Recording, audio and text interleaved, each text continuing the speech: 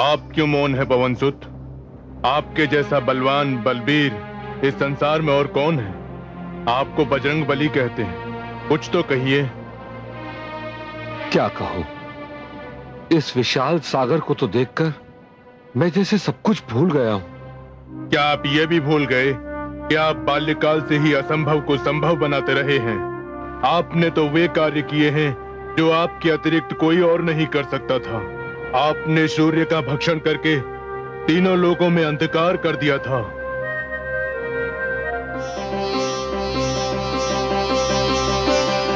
ये क्या वस्तु है? लाल लाल नित्य दिखाई देता है। कहीं ये कोई उत्तम फल तो नहीं? चलो आज इसी फल को तोड़कर खाया जाए।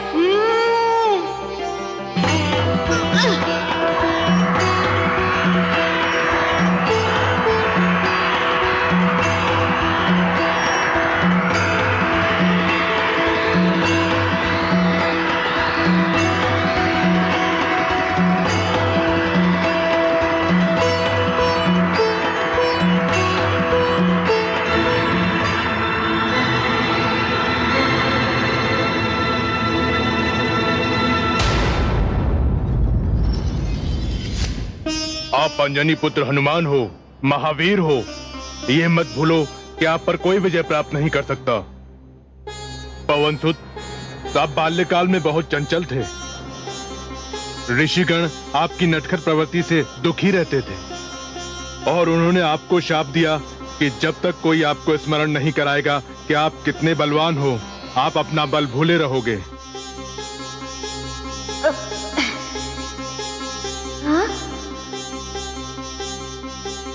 ऋषिवर, ऋषिवर, ऋषिवर! दुष्ट वानरों, मेरा ध्यान भंग कर दिया।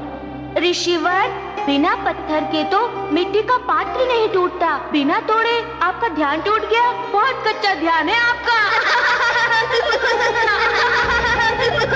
गुरुदेव, ये वही वनराज केसरी का पुत्र है जिसने सूर्य को निगल लिया था। तू सूर्य से उलझ चुका है, मुझसे क्या चाहता है? मैंने अभी तक आपसे वो प्रश्न नहीं किया जो मैं आपसे पूछने आया हूँ। क्या पूछने आया है, बता। आप तो ध्यानी हैं, बताइए ना मेरे श्री राम कहाँ रहते हैं? विचित्र प्रश्न है। मेरे श्री राम अपना भी कहता है और ठिकाना भी पूछता है। बताइए ना मुझे मेरे राम कहाँ मिलेंगे? देखो बालक, मैं केवल एक ही राम को जानता हूँ और वो अयोध्या के राजकुमार हैं। मैं जिन श्री राम की बात पूछ रहा हूँ वे सारी सृष्टि के स्वामी हैं ऋषिवर। मैं ऐसे वैसे किसी राम को नहीं जानता। ऋषिवर, मेरे राम का नाम सम्मान से लो। ऐसे वैसे शब्द का प्रयोग मत करो। जो राम को नहीं जानता वो जानता ही क्या है?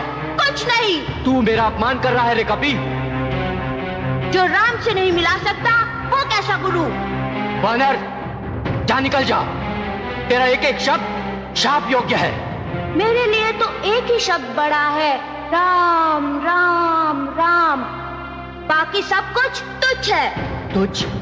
तू मुझे तुच्छ कहता है? तुझे अपनी शक्ति पर घमंड हो गया है कि तू सूर्य को निगल सकता है।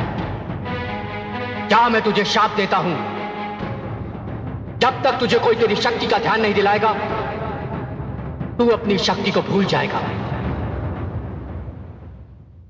मैंने आपको स्मरण कराया और आपका बल लौट आया। इसे तो स्वयं भगवान शिव ने अपनी अमोघ शक्ति प्रदान की है। मैं अपनी ओर से तुम्हें उड़ने की शक्ति प्रदान करता हूं।